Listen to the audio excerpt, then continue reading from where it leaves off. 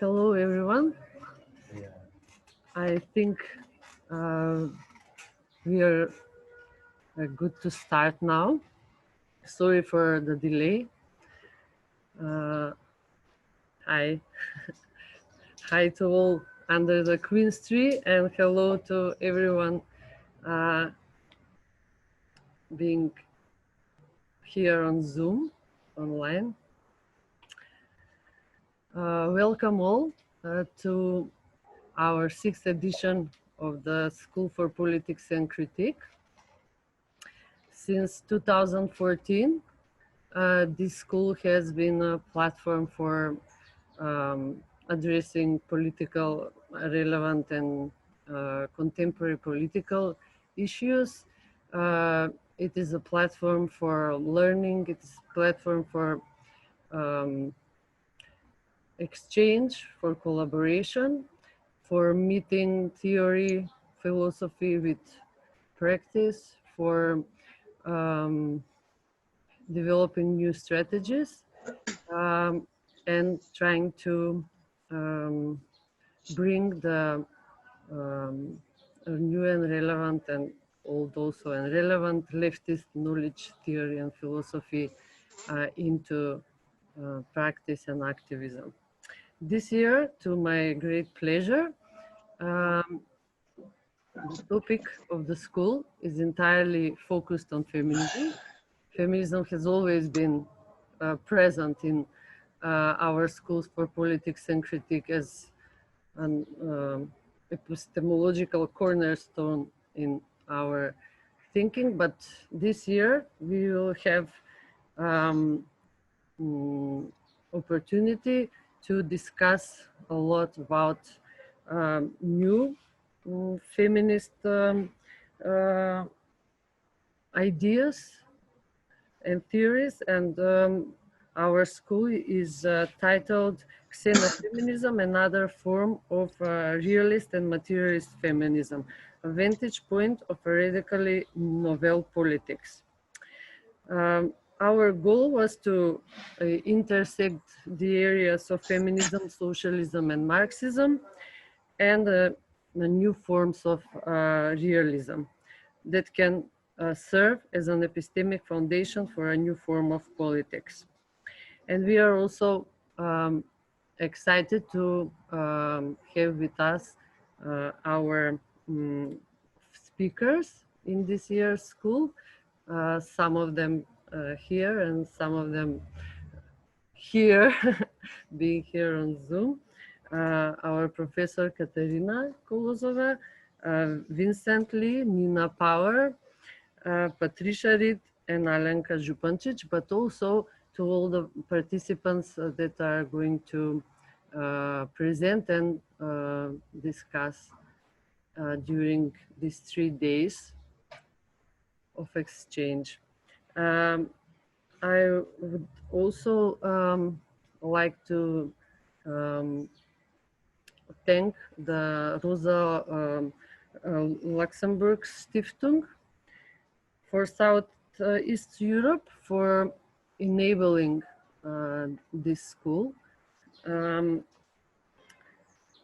our dear comrade and friend, Ksenia Forza, is here with us, and I would like to give her a floor to join me in this welcome address and to say a few words on the behalf of Rosa Luxemburg Foundation. Ksenia? Should I do it now? Yes. Can you hear me? Yes. Okay. So I'm very excited actually to see that you managed to organize this offline-online event. And as I can see, it's working up until now, it's working really well. And I think it's not an easy task to organize things like this at the moment. So thank you for inviting me to say something. And I want to welcome you all to this conference as well. My name is Ksenia. I work as a project manager in Rosa Luxemburg Stiftung in Belgrade. And as some of you know, RLS Rosa Luxemburg is left-wing oriented foundation with a strong focus on supporting struggles for social rights all around the world. And we are funded by German Ministry for Development and Federal Foreign Office in Germany, based on the number of the mandates that Left Party has in the German Parliament. And if someone is interested more in this, we can use breaks so I can tell you more about how we are working and where. And it is our huge pleasure to cooperate with ESSH in Skopje.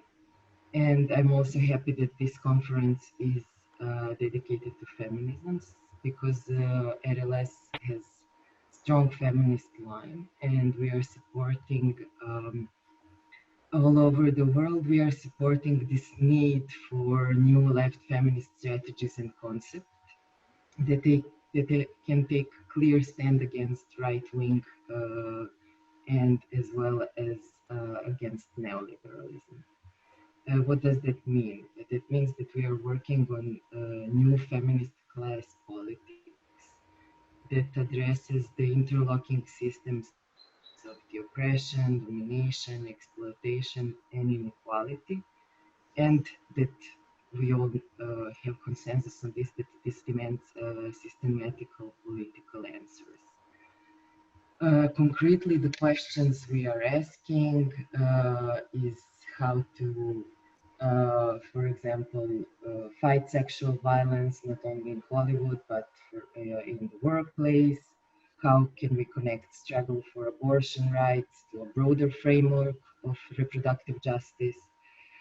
How do we fight privatization, precarity, and exploitation? How can we unite and reorganize feminist struggles in different fields like care, labor, economy, ecology, body politics, and how we can connect transnational strategy of left feminism. So it's a lot of important and hard questions to answer. So we are all over the world. We are supporting conferences and events like this and participating in this and trying to develop together theoretical and answer and political answers.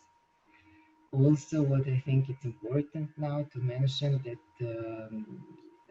in this current COVID pandemic, uh, it's obvious that it affects the society, but it not affects equally women and men, queer and non-queer, rich and poor, old and young, etc. So even more, I think we all in RLS and together with our partners, we think it's important to organize new answers, to organize stronger alliances, and to articulate as much as we can. Also, for the end, I would like to share that I'm very sorry that I cannot be there in Skopje with you at the moment, and I wish you to have a good discussions and also safe discussions, but also safe fun as much as possible. And I will stay with you for this morning session, and then I will have to go to other obligations, but I will join you as much as I can during these days. So welcome once more. Thank you, Anna, Katerina, Riste, Victoria, all of you for organizing this event. And yeah, see, I'm here so we can talk more if needed. Thank you, Xenia. Okay, so we are going forward with our today's agenda, and we have our first lecture by Patricia Reed, a theorist and artist and designer, and member of the Laboria Cubonics. I don't know if I pronounced this right. Okay.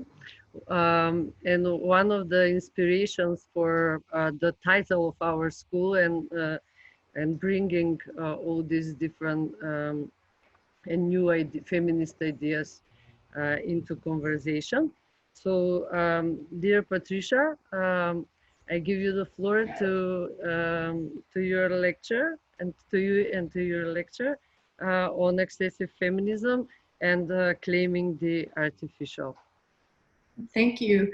I suppose that I'm allowed to unmute. There's an exception. Yes, of course. Otherwise, it would be a very interesting lecture. So yeah, also thanks to Katarina and Zach for the organizing and and also the tech team, as you noticed, to pull everything together because it isn't easy to do this kind of last minute. And it actually kind of, I'm not going to really talk about it today, but maybe it's just something to kind of throw out there for the next days is when, I'm just looking, Xenia, sorry if I mispronounced your name. Xenia mentioned about like the, kind of trying to build these, these conditions of coming together, which of course, I think COVID also really made abundantly clear that we need infrastructures for doing this. And it shouldn't be lost on us that we're doing it on Zoom, which is a huge problem. It's not a critique, but everything defaulted to Zoom, which already shows that we're kind of missing a huge infrastructural component that isn't tied into these, neoliberal extractive mechanisms. We're essentially building shareholder value when everyone at the last minute had to suddenly download Zoom and become functional on it. So that's maybe something to critically keep in mind as we go on. And I have to apologize that I normally have like a lot of diagrams and things like that with talks, but I'm afraid you're just gonna get the straight up talking head from an empty room today. But I thought it would be helpful to just start with some very rudimentary definitions. To say that feminism is broadly understood as the struggle against systematic discrimination based on sexism, homophobia, transphobia, and in the words of Iris van der Tuin, quote, other intersecting forms of structural power imbalances, end quote. And these are rooted in naturalizations of gendered social roles. So the general ambition of any feminism worthy of the name is bound to articulations of denaturalization towards the creation of equitable, non-punitive social conditions. Such a definition is generally indebted, generationally indebted, to Bell Hook's succinct claim that feminism is for everybody, and by extension, every body. Because it ambitions to dismantle, quote, sexism, sexist exploitation, and oppression, end quote. Whether sexism is perpetuated through institutions or behaviorally reproduced by women, men, children, or adults. So feminism for everybody does not endorse an anything goes apolitical stance, as Hooks makes clear in her chastising of lifestyle feminism, where you can simply fit it into existing forms of life without structural transformation. Nor does it lump together the concrete harms experienced in particular by differently abled, raced, or sex bodies in disproportionately vicious ways. So what feminism for everybody targets is the deprivatized normative sphere as a causal agent within which everybody is implicated one way or another. So consequentially, the only way to eradicate such specifically designated material and psychological harms is to challenge and reconfigure this deprivatized general social condition. So it's in this way, I think, one of xenofeminism's humble contributions within this lineage is to work through those general sets of ambitions, but amenable to conditions of planetary complexity, where it becomes impossible to separate the social from the technical, and the different sets of challenges that that are presented to us in this kind of vertiginous reality that we're confronted with. So while these simple definitions are highly unsophisticated and probably very obvious to those of you here, it seems unfortunately necessary to be explicit as to how one understands the broad purpose and ambition of feminism at this kind of most fundamental level. This is so because the feminist label continues to be watered down or even falsely applied to positions that actively work against such basic criteria. Namely, false feminisms that see emancipation in more individual women occupying positions of corporate authority, or the consumerist purchasing power feminism that Nina Power rallied against in her One-Dimensional Woman book 11 years ago. Not to mention branches of feminism that actively deny trans women's recognition as women, either by pandering to the guarantor of nature or biology to make claims on what a woman is or is not. A deeply spurious claim, as Luca Fraser has written, since not only is nature, quote, indifferent to our ethical plights, but categorically unfit to legislate over them. In such a defense, as Mackenzie Ward notes, quote, nature is just another name for an ineffable idea, as if the order it prescribed was natural law, end quote.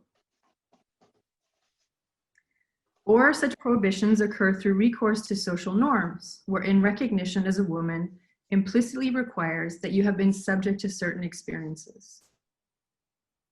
And as Carol Hay wrote, quote, when a cis woman complains that trans women haven't had the same experiences as real women-born women, then what she's really saying is, trans women haven't had the same experience as a woman like me. Now, considering an honest historical appraisal of feminisms, many of which have been exclusionary in practice, often by class, sexuality, or race, this is, as Hay wrote, quote, precisely the move that feminists need to stop making. So it's in this vein that despite the indispensable differences on the specific articulations of feminism as a denaturalizing project that are contextually, geographically, semantically, and somatically case sensitive, it's through this general premise that a possibility opens for the construction of comradely bonds with other struggles against normative and material reinforcements of inequity or outright violence. So when feminism is understood as committed to a project of eliminating sexual and gendered oppressions, it is already entangled with the necessary overall socio-normative transformation such elimination would entail, meaning it's always already concerned with more than itself. So it's through this insistence on thinking through the particular and general dynamics within feminism that we can qualify it as excessive, since its structural and axiological commitments pertain to, but are in excess of the enclosure marked as or exclusively belonging to the feminine. This is why feminism can be considered a world-building project. It's not only on the defense against patriarchal or sexually oppressive structures, but affirmative demand to reimagine configurations of coexistence, wherein those structures of oppression, with all their derivative materializations and obligations, no longer serve as governing codes structuring practices of coexistence. So as with any struggle for other worlds that are not yet concretized in the here and now, it's also a struggle of how to witness worlds that do not yet exist. So this leaves us with the question as to how we're to construct vantage points to see such inexistent worlds. So with that sort of preview or preamble said, what I'd like to hone in on for this talk is this question of the vantage point this morning, that of course forms part of the core thematic of the summer school. So it's a concept that has, of course, direct and important legacies within feminist epistemologies, but I'd like to re-examine it a little differently through the epistemic rupture identified by Sylvia Wynter as it relates to Frantz Fanon's anti-colonial conceptual invention of sociogeny. So in Wynter's work, this becomes the sociogenic principle, and it's through it that she arrives at a diagnosis of our now planetary historical condition as genealogically bound to biological overdeterminations of the human. So of course, I'll be explaining more clearly what all that means. So while this trajectory is certainly a less obvious path to evoke, but it's a less obvious path, but to evoke the vantage point in correlation with the construction of novel politics, we are ultimately speaking of a perspectival shift in referential frameworks, since a novel vantage point implies the construction of a different position. From this novel position, not only do new vistas become perceptible, but so too, things and ideas that once seemed fixed and permanent are reopened as problems, insofar as what one acquires with a paradigm shift, according to Thomas Kuhn, is precisely the criteria for choosing or identifying problems. So the kind of premise for taking this theoretical route is first to acknowledge that any notion of a vantage point requires the recognition of positionality, which is to say that there's no possibility of an apositional vantage point. This is one broad intervention from Donna Haraway's canonical situated knowledges, and the direct relationship with positionality a vantage point implies. So it seems important to note, her essay goes beyond, often the caricaturized reproductions of it that limit its scope to merely a critique of, Western scientific, God's eye, depiction of objectivity, or to the mere exposure of scientific or subjective bias in scientific knowledge claims. Her essay rather seeks to redefine what objectivity is with an ecofeminist bent. As always generatively partial, in her view, and in so doing, knowledge practices become more accountable. Now, accountability to what? She's a bit less specific, although she advocates for, undetached practices of knowing in order to divorce them from militaristic, capitalistic, or colonialistic instrumentalizations. So in reclaiming the, quote, much maligned sense of vision, situated knowledge is premised on embodied vision. It is consciously performed through a particular material body, a body that is marked by specific norms, interfacing with technological apparatuses, histories, and geographical bonds in order to recognize its, quote, limited location, end quote, which allows us to be, quote, answerable for what we learn how to see, end quote. So larger bodies of knowledge are then produced collectively in a relay between positions manifesting as, quote, solidarity in politics and shared conversations in epistemology. But it's on this point that I'd like to kind of highlight two crucial problems that, in my view, are unaddressed in such an account in order to think alongside and try to kind of carry this relay baton while hopefully not dropping it. So the first kind of question that I have with the situated knowledge claim is a spatio-geometric question as to where the necessary site that pertains to situatedness begins and ends. How are the limits of being located somewhere and somewhen defined? What is the threshold of localization of a site that anchors a vantage point? How is this determined and from what perspectival scale? So in our specific context, as histories converge within planetary configurations as a result of exponentially multiplied vectors of relation, for better and for worse, a kind of meta-history, a kind of meta-historical context, the concept of location or how the boundaries of a site are conceived, are dramatically changed at this unprecedented scale of coexistence. Planetarity demands commensurate spatial conceptions and heuristics that cannot be exclusively optimized in the image of human sensory scales of perception. Not to, sorry, I hear some voices.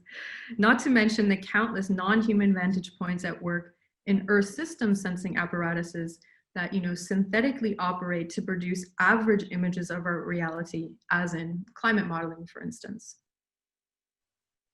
So to be clear, this is not to say the question of location is irrelevant. To the absolute contrary. I think this is often a misstep theories of planetarity fall into.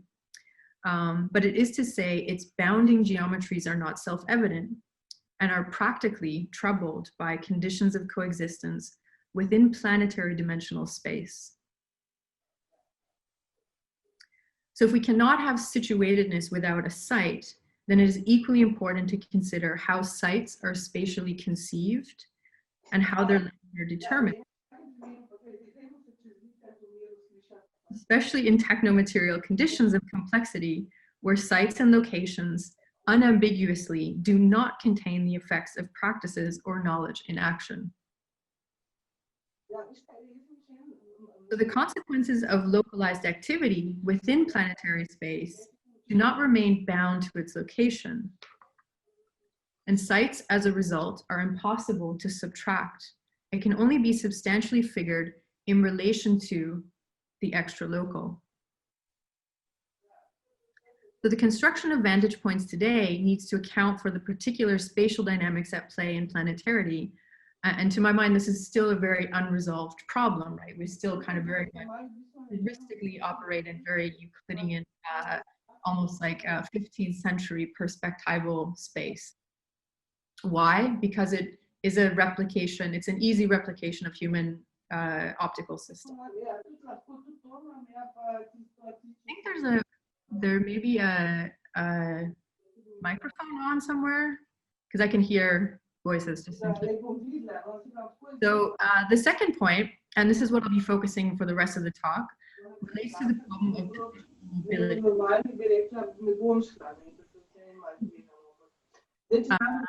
Or how to construct novel vantage points. Do you hear that background as well? Okay, thank you. So yeah, what I'll be focusing for the rest of the talk on relates to the problem of positional mobility. How to construct novel vantage points for the creation of new referential frameworks. So the problem in relation to situated knowledge, as I see it, is that if there's a conscious fidelity to the site from which partial knowledge claims are made, namely its historical, normative, technical, epistemic conditions, how does this not end up merely being reinforcing existing vantage points and perpetuating given naturalized frames of reference endemic to them? As situated creatures somewhere and somewhen, how do modes of knowing and experience work back upon us, thereby transforming the conceptual coordinates through which we understand our situational positionality? A positionality that is never unmediated, purely private or non-conceptual, despite any naturalized sense of immediacy. So to put it simply, how can the situatedness of all thought become a point of departure to transform a situation rather than being forever bound to the same vantage point, merely reenacting its given positional perspective? So I think there are helpful access points to this question from the polymath Sylvia Wynter, whose work is a kind of synthesis of Foucault's episteme, so related to historical epochs, with Thomas Kuhn's theory of scientific revolutions, or how epistemic epochs are broken. And then she takes these two and applies them to social systems. So Wynter postulates that all societies, no matter their historical and geographic specificity, are governed primarily by the authority of idealized human self-images. So these human self-idealizations, which are fictional, of course, are themselves not uniform, right? They're different in different geographies, different regions. But the function of these human self-idealizations as a law-like coordinating force is for Winter universal. So these idealizations go by the name of genres of being human, and they serve as a primary frame of reference for organizing practices and governing codes of social life, setting up an initial systemic perspectival constraint from which epistemic, economic, and normative orders cascade. And in so doing, these establish both markers and conditions of selection and disselection. So this perspectival constraint can be, can be described or thought of as a deprivatized vantage point, because it serves as an orienting valence for activities within a system.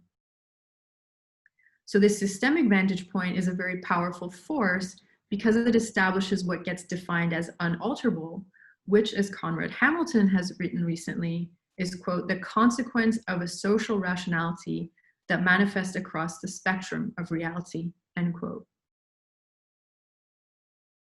In this way, we can come to see that any instance of being situated, so a personal vantage point, is already intertwined with a systemic deprivatized vantage point that conditions experience because it sets the conditions for that situational experience.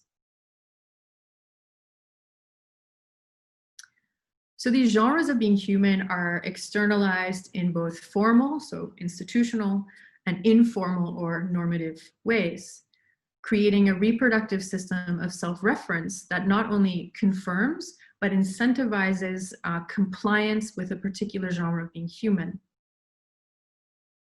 So it's from this initial perspectival constraint afforded and disafforded by each particular genre of being human that even knowledge systems affirmatively correspond to the idealization of said human genre. And these end up setting a ground of positive self-reference through which societies come to adjudicate what is upheld as legitimate, good, true, necessary, right. So this human genre concept is often internalized as an absolute law of nature and unconsciously practiced, shaping and habituating knowledge claims and the organization of relations in social life. So such a reproductive system of self-reference, of course, it bends towards the production of an adjudication of knowledge that confirms the veracity of this idealization. So this is what Winter calls genre confirming truths, or more simply adaptive truths, as Catherine McKittrick has named them. For which, of course, one longstanding adaptive truth of our social system is the adherence of the adaptive truth of the binary gender structure, for instance. So this system preserving tendency towards adaptive truths is precisely what forces situated thought to be consciously vigilant against habituated unthinking, since non-adaptive truths, end up disturbing the concepts of positionality, disturbing concepts of self-reference. So because of the material, normative, and structuring force of this self-referential system, Winter asserts that there can be no paradigmatic social or political transformation without a corresponding transformation in the genre of being human. So to change a social historical situation in a paradigmatic way is to change the genre of being human, this operational vantage point that gives navigational mobility to such possibility. So basically, Winter's model extrapolates from the concept coined by Frantz Fanon, mentioned earlier, known as sociogeny. And this is used to describe the feedback between social structures and the internalization of them, right? So it's the latter, it's the internalization that allows for their reproduction. So he famously wrote, quote, besides phylogeny, or the evolution of the species, the evolutionary history of the species, so besides phylogeny and ontogeny, or the development of the individual organism from birth to maturity, stands sociogeny. So in so doing, Fanon emphasizes our inescapable second nature, an encoded law-like milieu into which all humans are plunged. So what's important with sociogeny is that it names the constitutive parity of this artificial domain alongside biological domains that embeds and gives or denies qualities to human existence. Artificial simply because it is by human efforts that any social structure comes into being.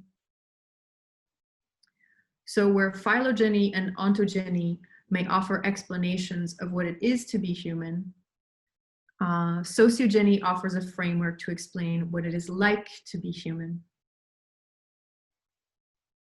So Winter deploys this sociogenic principle to both relate and contrast what it is like to be human with the quote, genomic principle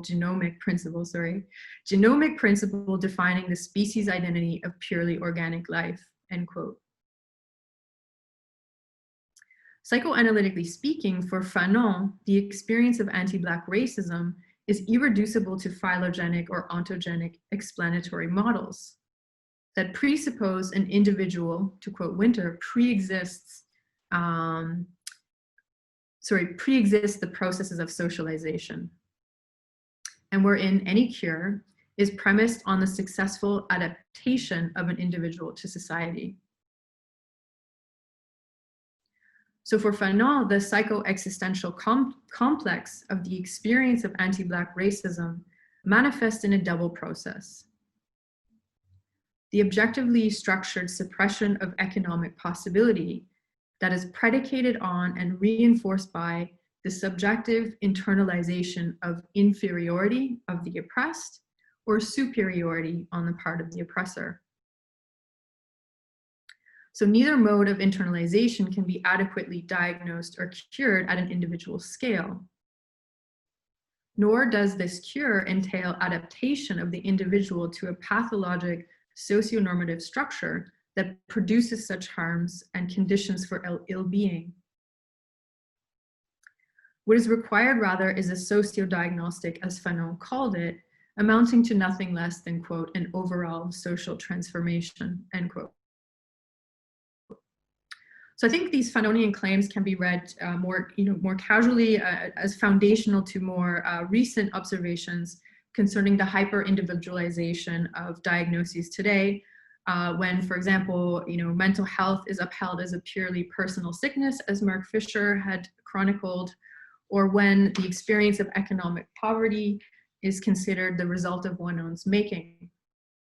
So both of these so-called ailments are most commonly addressed as a consequence of individual unfitness to the social milieu, whose plight could be alleviated if only they could better adapt to social conditions as they currently are. So by emphasizing the artificial stratum inherent to human existence as it is situated in practice and in relation, sociogeny inferentially highlights that existence is always and irreducibly coexistence. So when it comes to constructing deprivatized vantage points for planetary conditions, this perspectival shift from existence, a kind of nodal entity or individual, to coexistence, so qualitative relations between entities, seems critical. So Winter identifies sociogeny as part of the rare category of epistemological rupture, alongside Copernicus, more controversially Columbus, in the 15th century, and Darwin in the 19th century, as Karen Gagne has synthesized. So Winter describes our now globalized socio-political condition as one driven by the imposition of a unilateral genre of being human, that has established a referent we of humanity whose genealogy can be keyframed in two stages. So man one, in Winter's parlance, began in 15th century Europe, when the heavens became degodded and hitherto unknown seas, geographies, and nature itself became subject to rational explanation and subsequent exploration. So this rupture set a pathway for the consequent 19th century dethroning of the human as a godly sanctified creature, man too, marking it as indistinct from other species from a bioevolutionary perspective. So Winter's framing of such a genealogy describes a, quote, Janus-faced reality, end quote, at once an epistemic achievement of human cognitive activity to reason and navigate the world, yet an achievement that also became justification for genocide, enslavement, and ecocide that persists in the present in institutional, normative, and epistemic structures. I'm curious, perhaps Katarina would have something to say, to add, because I kept thinking about her work concerning genocides of animals and how man too is very much, that figuration or that genre of being human serves as a justification as well for that domination. So what was once a regionally bound European genre of being human has become an inflated monohumanism that manifests in the more familiar figure of Homo economicus. So of course, this discursively foundational figure of 19th century European liberalism.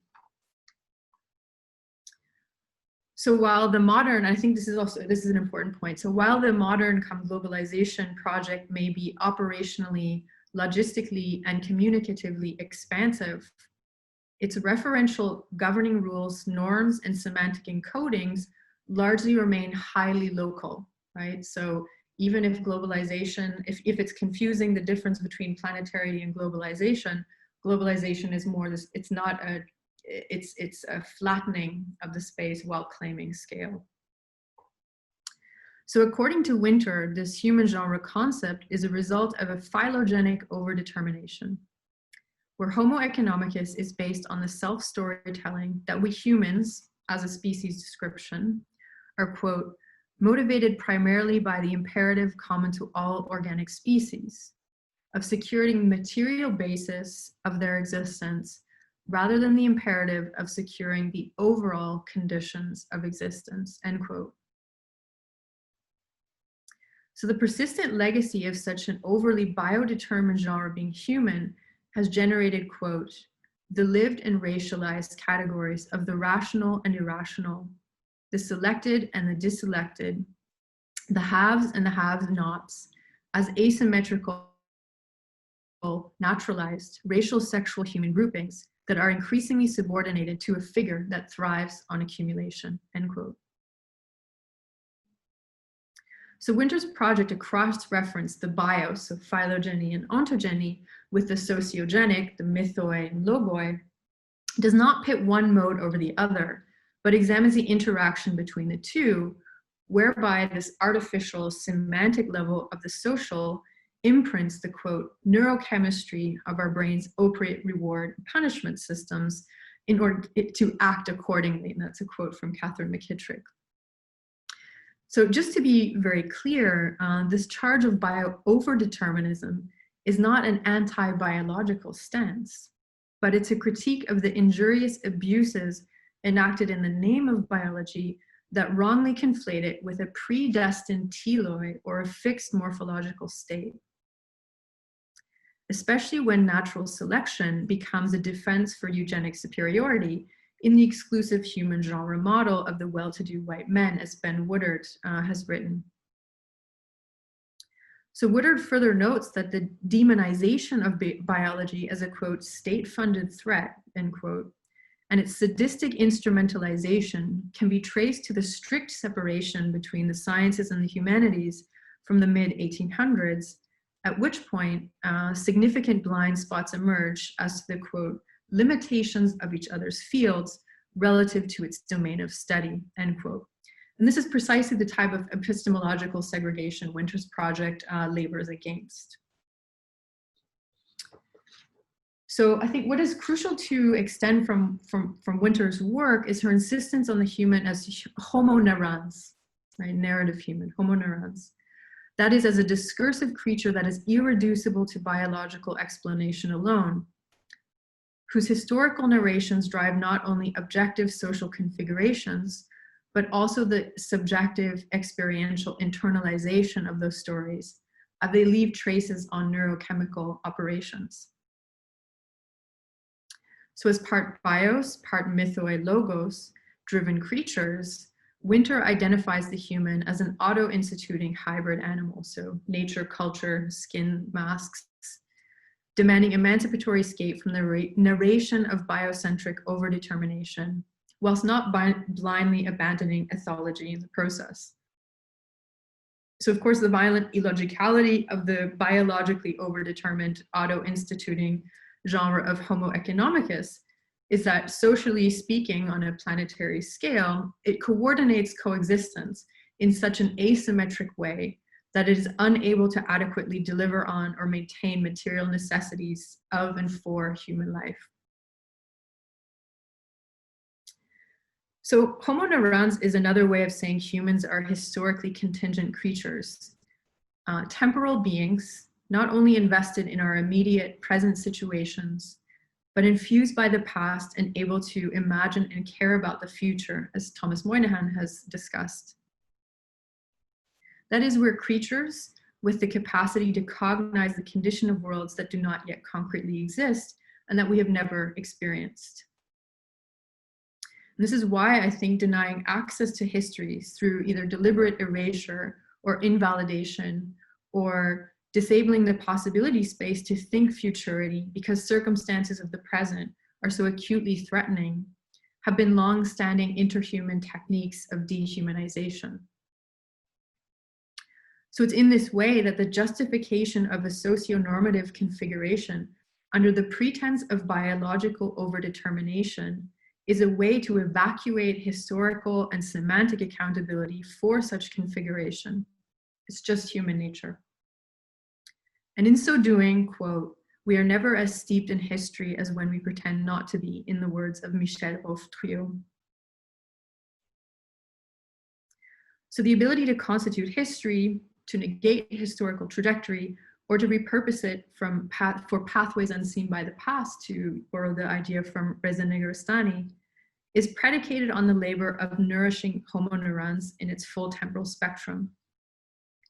The labor of struggling for new historical configurations is dependent on the ability to reflect upon oneself as an artifact of a particular human genre concept, which is to self-consciously recognize one's artificiality as a vector for transformation, to borrow from Negarestani.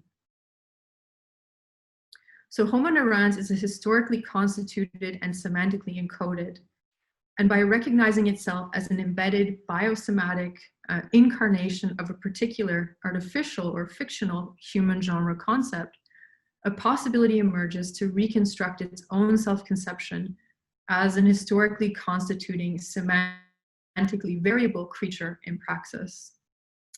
So just want to check on the time. Like I could stop here, or I have maybe another 8 minutes or something, but I don't know if you're keeping a tight time schedule because we were a bit late getting started. Or should I just... Patricia, we started late, but you still have the time you need for your talk and lecture. Yeah, okay, great. No, it's just, it should, like, it won't be long. So the sociogenic principle names a doubly founded reciprocal process. So first, the conceptual, psychological, and material imprint of historical social processes and configurations accounting for what it is like to be human. So this is from the outside in as a social effect. And second, the objectively structural externalized ramifications of an idealized human genre concept as it self-referentially institutes material, social, and relational arrangements from the inside out as a socially causal force. This is basically describing recursion. From an epistemological angle, at work in the Fanonian sociogenic rupture identified by Winter is the transformation of humanness from a noun to an activity, a praxis, thereby drawing attention to the, quote, central role that our discursive formations, aesthetic fields, and systems of knowledge must play in the performative enactment of being hybridly human, end quote. Well, there's not enough time to really elaborate here. What is distinctly missing from this picture so far is a substantial historical and material factor of technology. Whereas Uque has noted, it can no longer be thought of as a mere means to fulfill sociocultural ends, but has reached a degree of magnitude where, quote, machines are no longer simply tools or instruments, but rather gigantic organisms in which we live, end quote. In this light, we may then add to Fanon's speculation. Again, unfortunately, there's not enough time to elaborate, but I'll put it out there. So we need to add to Fanon's formulation that besides phylogeny, ontogeny, and sociogeny, there stands also technogeny. Such an addition alludes to the fact that it is impossible to separate the social from the technical, since it is through the technical that we became, quote, post-nuclear creatures, in the words of Winter, now facing climate crises, not to mention the pandemic, right? And the sorts of causal forces that are hypothesized for having, brought this about. So this is what is meant by a convergence of history, that we're confronted for the first time in the history of Homo neurons to construct modes of coexistence commensurate with an environment in common, yet an environment in common that is uncommonly lived and inhabited. It's at this point where we can briefly turn to the question of the planetary. And the premise that I've been working from is to say that while the planetary scale may be an accurate epistemic designation of the cumulative forces of the modern globalization project, largely diagnosed from an Earth systems science perspective, which, as we can recall, is also the result of an imposition of a unilateral genre being human. Is to say that until this planetary scale comes to transform human self-conception, we'll remain trapped in a manifest world, right? A lived world that is simply a globalization 2.0. So with that in mind, the problematic that I'm working from is to say that the planetary has yet to be worlded, which is to say it has yet to find a site to situate itself. And so we've not been able to situate or world the planetary because we've only been able to name it at this D-local scale. So, just to emphasize, this is no small feat, scientifically speaking, yet the social and aesthetic engagement with planetarity needs to invent ways in which, to quote the philosopher Nick Hood, human capacities of sensation could grasp the different dimensions of reality in a manner that is meaningful to human existence, end quote. So to be clear and to kind of reiterate certain remarks made at the beginning, this worlding or situating problem isn't about simplifying the planetary down to immediate or familiar comforts of our human perceptual system as it's currently configured. It's about asking how some of our very intuitions and regimes of common sense are transformed and sometimes even utterly undone through the consequences of planetarity, and how how they will be decidedly narrative and how we'll derive axiological and practical purpose from them. It's about seeing how existing spatial, linguistic, and representational frames of reference that condition our intuitions, including the way they condition experience, how these break down at planetary dimensionality, and speculating on how they ought to be reconstructed. So the problem of constructing a vantage point to witness such inexistent planetary worlds traces back to Winter's general engagement with the question of historical, discursive, and scientific paradigm shifts. So the broad similarities between these two theories lie in the way they grapple with the reinforcement of discursive or scientific normativity and the difficulties posed to thinking and doing otherwise because of these enclosures of habituation. So just to recall, behaviors and epistemologies are of course incentivized to adapt to or derive habits from configurations modeled on a referent human genre concept, right? So it makes it difficult to see or understand things outside of that framework. So a paradigm can be understood as the cultivation and discursive conditioning of a historic milieu that enables certain general trajectories whilst disabling others. So as Derek White wrote, quote, practitioners of scientific paradigms avoid, evade, and occasionally adjust to maintain normative status in the face of anomalies and crises. And this is not because a paradigm has some kind of, in his words, superior explanatory power, but simply in order to save the framework. And we certainly saw ample evidence of this, in the acute 2008 global financial crash, right? There was just, everything was thrown at it to save the paradigm, to save the framework, despite the complete irrationality of doing that. So yet, despite the normative recursion enforcing the maintenance of a paradigm, they do, of course, change when there's enough insistence or resistance that anomalies are better accounted for within another framework. A transformation that also unfolds, as mentioned earlier, into new criterion for defining problems. So that also means that things that weren't considered a problem can now be problematized. And this is what many have suggested, that basically that was the intervention of Fanon, was that he took the human and problematized the ontology. So the problem of constructing a vantage point to witness inexistent planetary worlds within a given paradigm that obfuscates its position of perceptibility because it encourages adaptive or naturalized self-referential truths is a problem tied to the perception of, quote, the grammar of regularities, to quote Winter, that institute a boundary condition that encloses normalized possibility, in contradistinction to possibility as such. So normalized possibility can be translated as probability, specifically the hegemony of probability calculations that govern much of our techno-social reality today, for which probability operates as, quote, the entropic tendency towards the elimination of the diverse, in the words of Bernard Stiegler. So for Winter, the question of witnessing emerges from the perspectival category of the liminal, insofar as a structural contradiction can be understood or experienced between the representational order that prescribes parameters of behavioral coexistence and lived or empirical reality that is unaccounted for within that representational grammar.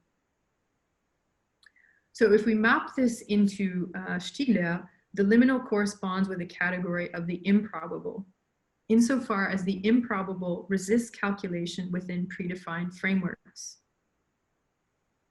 So in Winter's words, quote, the liminal frame of reference, therefore, unlike the normative, can provide the outer view from which perspective the grammars of regularities of boundary and structure maintaining discourses are perceivable, end quote. So in other words, the construction of liminal witnessing is tied to the capacity of making the existence of a boundary condition that constrains certain vantage points intelligible, opening a space of intervention through the discursive enclosures of self-reference. So this outer view is not an unsituated view from nowhere, but a conflictually comparative perspective that grapples with the double position.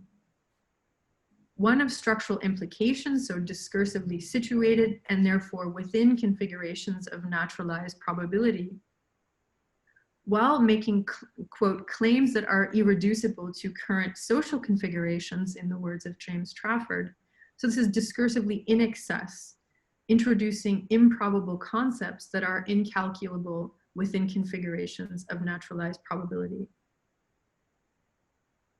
It's through this imminent conflict with a discursive or operational border that encloses a system of self-reference, so the inner view, that new concepts can emerge through which to make intelligible frameworks enclosed by said border, the outer view. So it's in this frictional comparative procedure that the discursive camouflage obfuscating certain vantage points is undressed, yielding a form of enabling alienation, to borrow the expression from Negarestani, from given, adaptive, and probable configurations. So this procedure is not without risk, since committing to the frameworks opened up by novel vantage points entails a demonstration that what is currently risked, namely, quote, self-identification within a given constitution, in the words of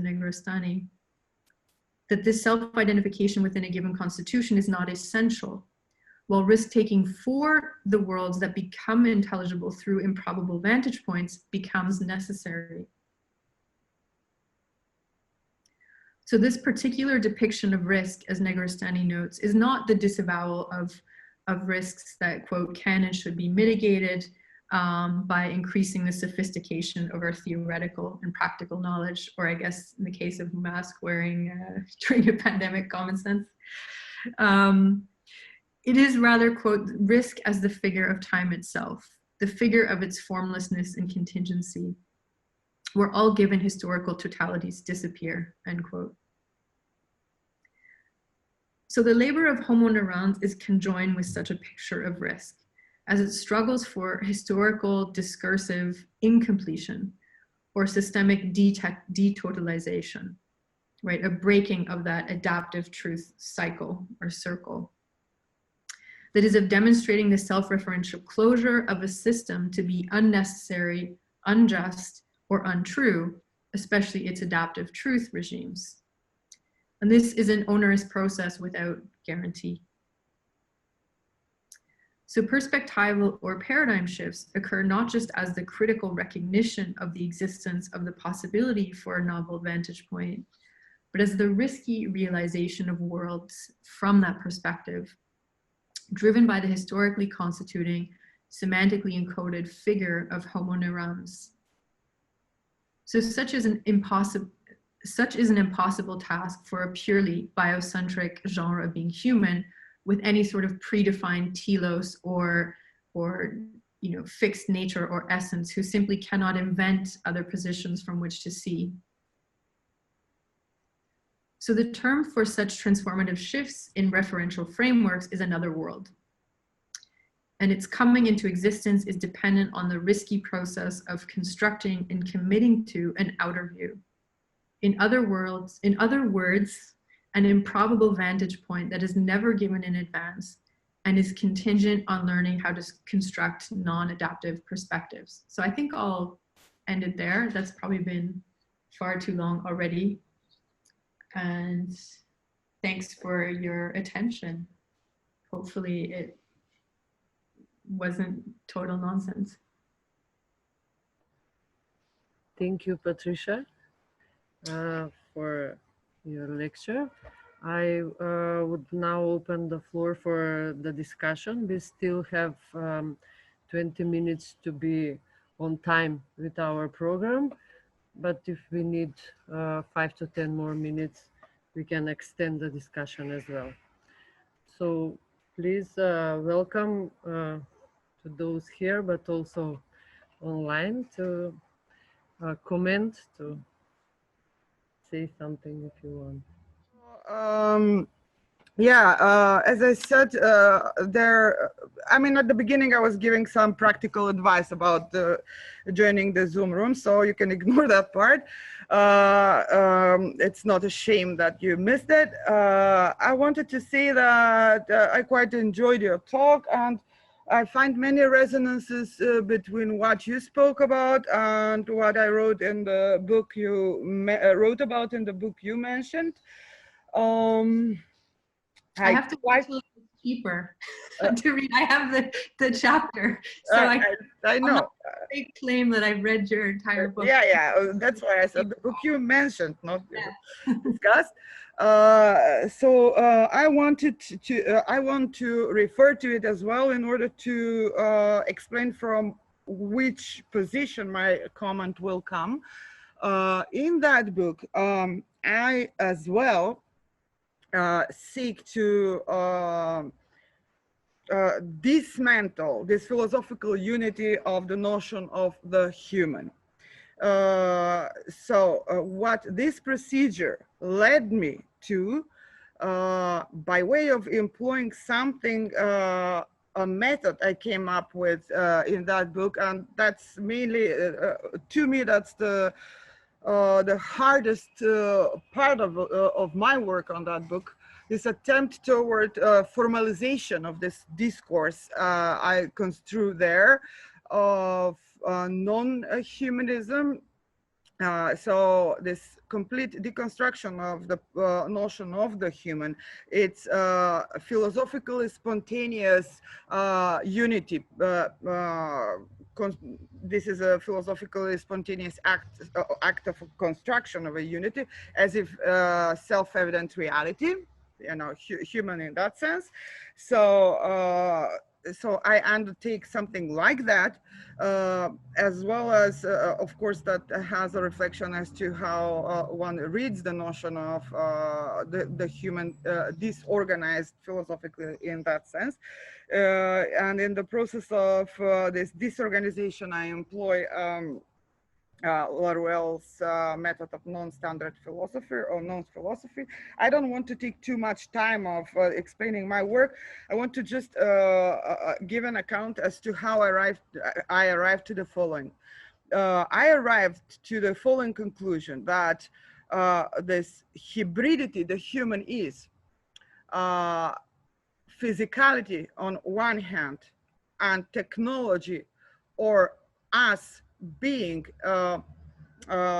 products of this artifice of signification, of sign production, of and through that producing sense, this radical dyad, as Laruelle would call it, or a radical inconceivable duality between the physical and the automaton of signification, or the process of sign making, production, or language, or whatever. So this dyad we are leads us to the conclusion that the physical, and therefore the biological, but the physical also in many other senses, like, I don't know, physical objects, commodities seen as products of use instead of commodity, you know, which implies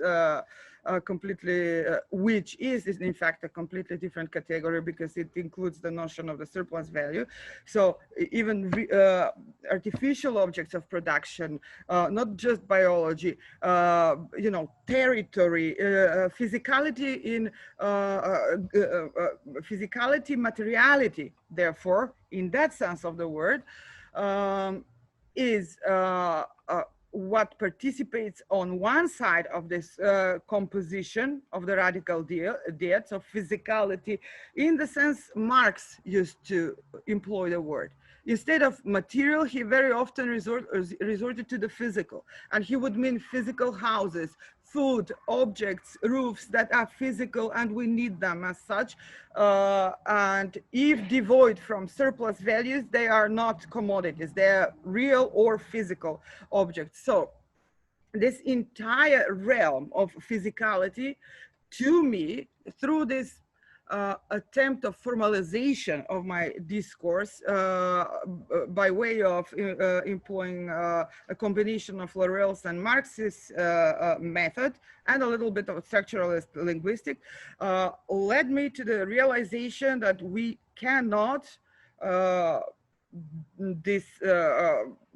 don't know, disregard or devalue physicality, materiality, not just in the biological sense, in all these senses of the word, as Marx used to employ them, refer to them. So we cannot simply declare this category irrelevant or devalue it. And I would also mention that the only doctrine that devalues matter and materiality in all of its aspects, so from biological reality to the physicality of mere objects of, or I don't know, natural resources, and mind you, I'm saying resources, not nature, all of that leads us to the reduction of the realm of the physical to mere resource for surplus production. Mm-hmm. So, or for the production of pure value. But what is pure value if not surplus value? A value detachable from the physical from the material. Value in that sense is pure value. So that is the core of capitalism. So if we both agree, and I read the Xenofeminist manifesto, I assume we agree. There is materialism there, there is Marxism there. So how do you bypass this problem of the rendering everything physical a mere material to value production and to surplus value production, if reduced to simple resources, natural resources? So the body is a natural resource. I don't know, any kind of physicality. Nature is a resource. Resource for what? For value production, for production of economic value, and of course at the center of it, surplus value. So if this is the dialectics, if we agree with this, then how do you bypass this problem with the Xenofeminist project? I mean, I'll be honest, I'm a little confused with the question just because I'm not sure exactly where it's going. And I think I'm a bit out of my intellectual depth when I speak with you, quite honestly speaking. And so, I mean, obviously, you know, just to be very clear, when we speak of when we were speaking just in the talk of bio overdetermination, like I tried to make sure that was clear, it wasn't the eradication of material at all, right? So okay, it's obviously like xenofeminist is a techno-materialist feminism. But what I'm trying to understand, and it's very much interested in this kind of interplay between, let's say, you could say, like you said, the as you put it in the dyad, the semiotic and the semantic, the material and the semiotic, let's say. yeah.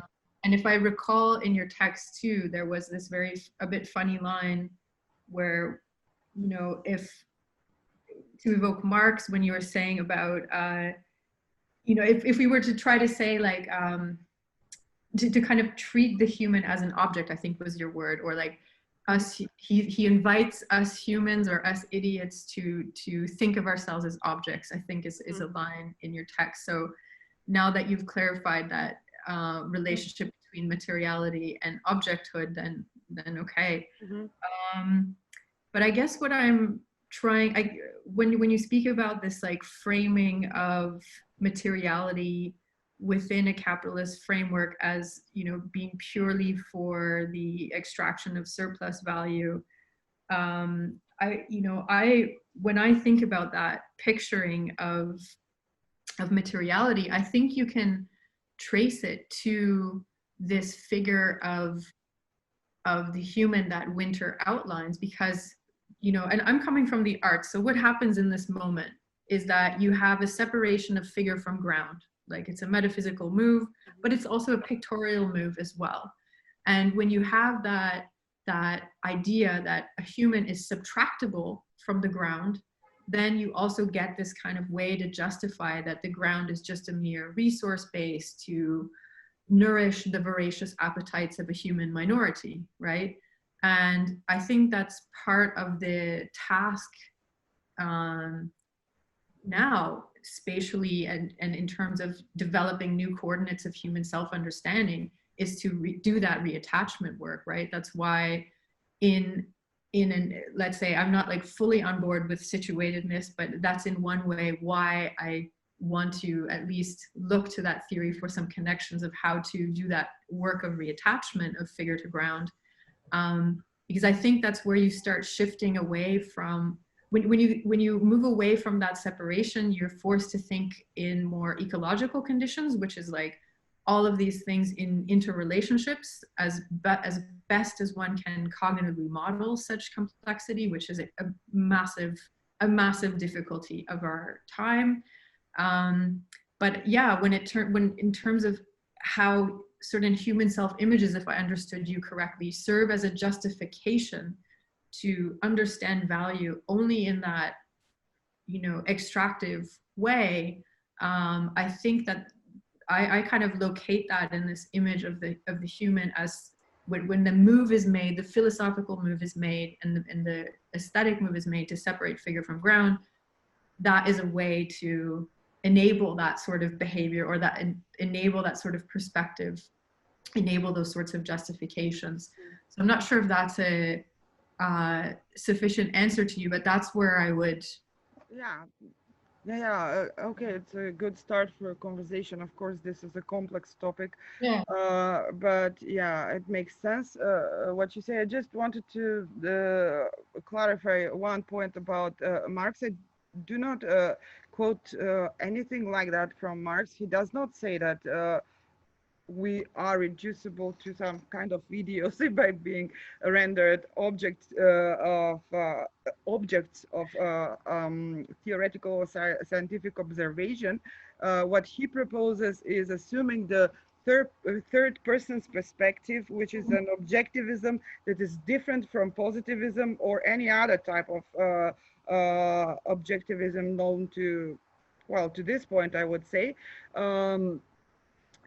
His project there is to do away with the centrality of the notion of subjectivity as the organizing principle of philosophical thought, and something that he rejects as a would-be principle of his supposed science, socialist science. His project is, we know, one with the ambitions of being a sort of a science.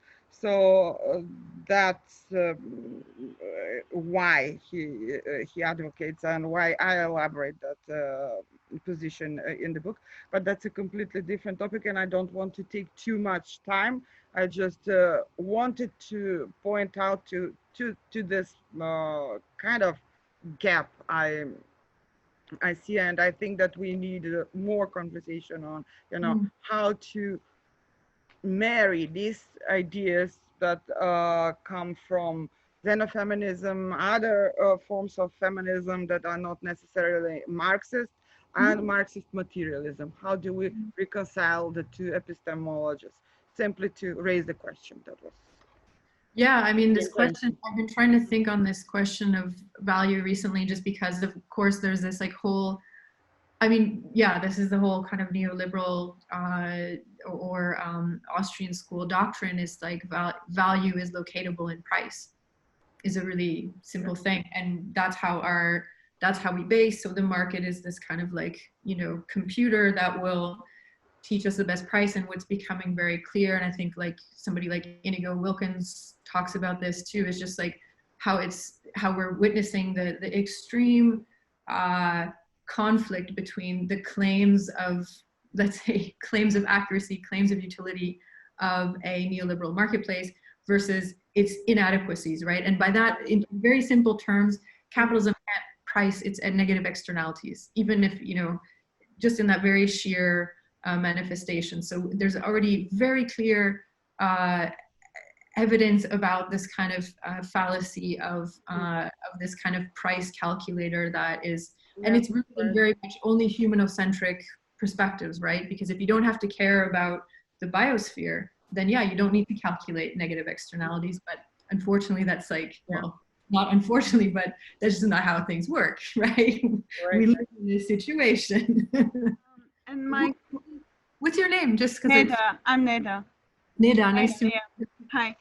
So my question was kind of, you just said that you are not completely on board with the situated knowledges kind of perspective, and I got this sense also from the text and from what you just presented.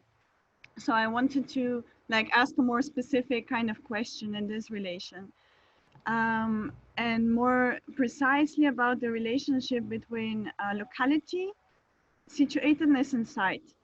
Because they were like, it seems that your issue with that kind of like paradigm of like situated knowledges has something to do with like location in this kind of spatial parameters, whereas I mean, I have not read Haraway for like this text for a long time, but I'm not sure if this kind of like situated knowledges can be reduced to locality, or like to this kind of like for example, she deals with like when she writes about tropos and trope and topos. So that kind of like insistence on this double character of sides when she talks about, when she writes about nature as a metaphor, etc. So she has this kind of concern with this double character of sides, which I was interested what you think about. And another question I have is like the one of fidelity, which I think is a very, very important one, because you said that when claims are made from a situated knowledge's perspective, they also imply a fidelity to a site, if I understood you correctly. And how, if that's the case, how do we not reproduce pre-existing kind of patterns through which those sites are formed, like structurally, etc. So I wanted to challenge maybe this a bit, because I'm not sure if a situatedness always implies that kind of fidelity. You can have an infidelity with a twist, and I think feminists are quite good in doing this. And I'm here thinking about the book of Isabel Stengers and Viviane Disparate, whose subtitle is The Unfaithful Daughters of Virginia Woolf. So they kind of take up some of, I'm not going to elaborate a lot on this, but like they take up some of the questions that Virginia Woolf has posed at her time, and then they take them very seriously, but they're also like unfaithful in the way that they continue them. So I'm just curious about what you think about this in relation to those texts and questions. I think like the to just be clear, this is not it's not against situated knowledges in any way. It's more about like trying to map them into a condition of planetary complexity. And my less a disagreement and more just think like, let's say, holes that I perceive in the text, which there's holes in everybody's text. So this is fair enough. Was that there was no like geometric specificity of what a site is. That whenever, and the site itself was less addressed, you know, it was just like, and of course to be situated requires that you is under the precondition that you have a site. And so it strikes me that we also need to be able to understand and have concepts for what the site is. And it's interesting that you evoke topos, because this is also a different, you know, spatial understanding that is premised on relationships. And of course, as Haraway even said, and I quoted, she was talking about, you know, shared conversations or modes of solidarity. I think I'm just, obviously epistemology is a little bit more rigorous than shared conversation, right? There's more, there's more to it than that. But it was really to say like, what are the, you know, what is the condition of the local at planetary scale? And this is also in response to, let's say, the elimination of the elimination or trivialization of the local that I saw coming from discourses on planetarity, within which I was very much active in and appreciate, and that's actually more what I do than this. And this struck me as deeply troubling, because it was just sort of reenacting this idea that so long as you're going to have this big propositional knowledge claim, like, oh, we've discovered, or all of these sensing devices have allowed us to come to this discovery, that somehow that propositional knowledge alone is in any way giving us instruction or guidance of how to transform modes of coexistence at a localized, everyday organizational level, right? It just doesn't. And we have to really be thinking about the relationships between, this is another, you know, important legacy of feminist epistemologies, is mapping the relationships between propositional knowledge and know-how. And you can have, and I think this is like a real challenge of our moment, to have all of these diagnoses that are, let's say, amongst a large population, relatively, we come to some kind of consensus that these are problems, but recognizing problems or pointing them out doesn't automatically correspond with how we ought to transform ourselves, right? And so you get into this, tension between, the what isness of a diagnosis versus what ought to be of a, activity, a response to the conditions of what isness of a world. And so this is where, to me, the local is really important, right? And this is where something like Beatrice Spivak also, when she invented the term planetarity in '97, it was like also to say that, hey, we have globalization. You don't live on a globe. The globe is on your screen. You live in a world, so we need to be talking about ways of inhabitation, right? And just having a name for a broad scale, let's say, scientific condition doesn't give you the automatic tools or concepts to transform it in an inhabitable way, right? I like this idea of it's this idea of like, you have a concept, but then how do you exist in the consequences of that concept? I think it's very different. So one implies a know-how, and one just implies that you know of something. And I think that's, again, these are all legacies of feminist epistemologies that have, or indigenous epistemologies as well, that are like focusing on this kind of know-how dynamic and putting it in parity with the propositional, which has always been, like, historically it was undervalued. So, and these are really, these are extremely practical challenges as well, I think. So I don't know if that, like, there's a little bit of a windy way to get to your question, but it's definitely, it's more to say that I think the local is, what we understand as location today isn't self-evident, and that needs to be recognized. And I think it's also a, it's also a geometric, abstract problem as well. Hi, Patricia. Hey, Conrad. I'm not taking questions from you. No.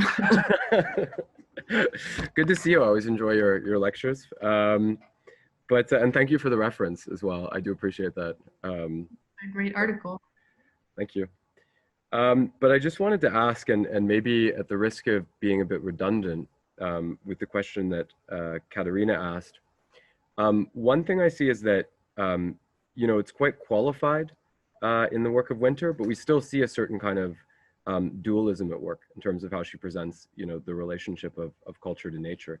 I mean, they're capable of mutually influencing each other, but she insists on the significance of affecting this separation so as to not succumb to sort of the ideological dictates of our society, which attempts to naturalize these relations. But I'm wondering if, in a way, that it's not possible that Winter, in a sense, that her image of the way that social manipulation is affected by dominant structures isn't, like, a little bit antiquated in a certain sense. I mean, she's very indebted to someone like Foucault, who was, fighting against a much more patriarchal kind of structure of capital, right? And so she criticizes, she puts a lot of attention on this, we have to avoid this kind of naturalization, right? But it seems to me that, in a way, if you look at the development of capitalism, it's become a lot more amorphous and fluid, sort of the consummation of Marx's prophecy about all that's solid melts into air. And I think, in a way, this notion that, we have to assign this primacy to cultural determination is very, very characteristic of late capitalism in terms of how it functions. I'm thinking about Wallerstein and Balabar have written on racism, and they talk about how racism is no longer articulated in terms of, like, well, these people are inevitably, biologically deficient, but it's articulated in terms of, no, everything, culture is the determinant principle. They're just culturally inferior, right? And again, I like, and it reminds me a little bit of Catherine Malibu in a way when she talks about neuroscience and this sort of interaction which exists. And I do think that's important to acknowledge. But I wonder if, the only way, I mean, is it really possible to forge a notion of universality or universal way of thinking that preserves that kind of binary of culture and nature, even if you qualify the relationship? And I've argued that the basis of this is the commodity form, use value, exchange value. Because I think maybe what's lost here is there a primacy of culture, or is it just a primacy of capital? That is to say, is the notion of the primacy of culture, is that not just disguising, you know, a separation of the domain of capital that allows it to be articulated as something outside of nature? Because if anything, what we're seeing right now is that all of the sort of processes we engage in with production, all this, you know, humans themselves, we are very much in nature, right? Mm-hmm. So is there a risk, do you think, of eliding that reality and there being a certain kind of complicity in terms of the structure of late capitalism if we were to try to base our universality on the thinking of Winter? Well, I think there's different ways to approach this question. I think like the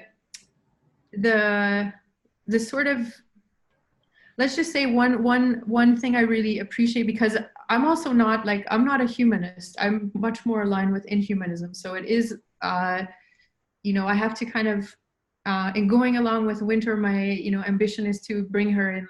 I think that there's room because of this reconstructability principle of the human genre. I think it lends itself already to a kind of inhumanism.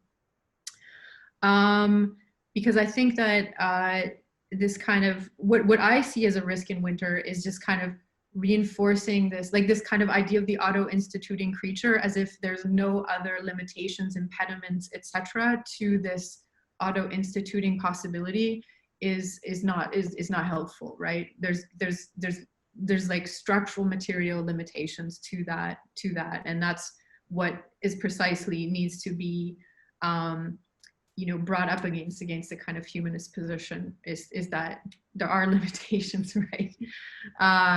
There is finitude. But I think one thing that I really appreciate about her that I wasn't able to so much talk about in this instance is her recounting of history and the kind of need to think about history in two levels. So this kind of meta level of the human history, right? How humans migrate from regions of the world, et cetera, to, of course, like localized histories.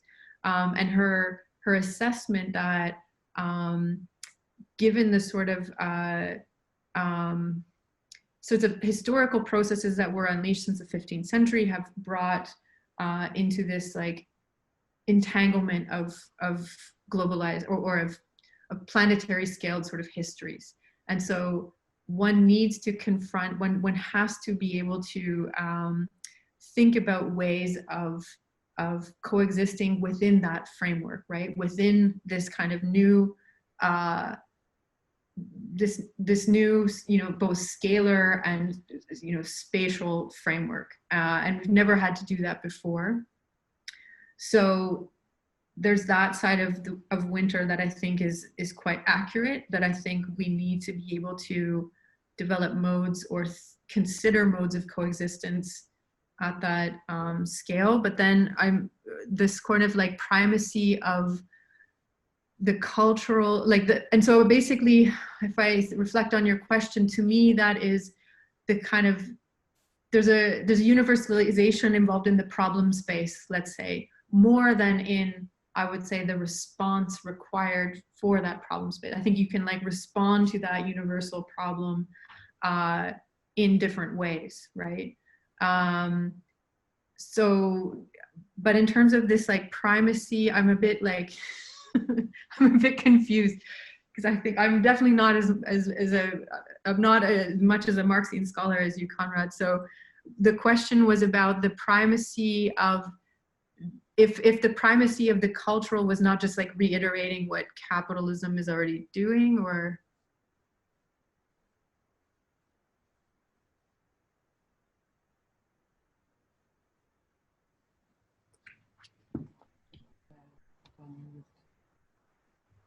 Sure. I don't want to speak too much, but just to say, you know, of course, Marx has a kind of, in a certain sense, there's a two-level analysis of, you know, the history of private property owning society, which is an analysis of the mode of production and also of natural history.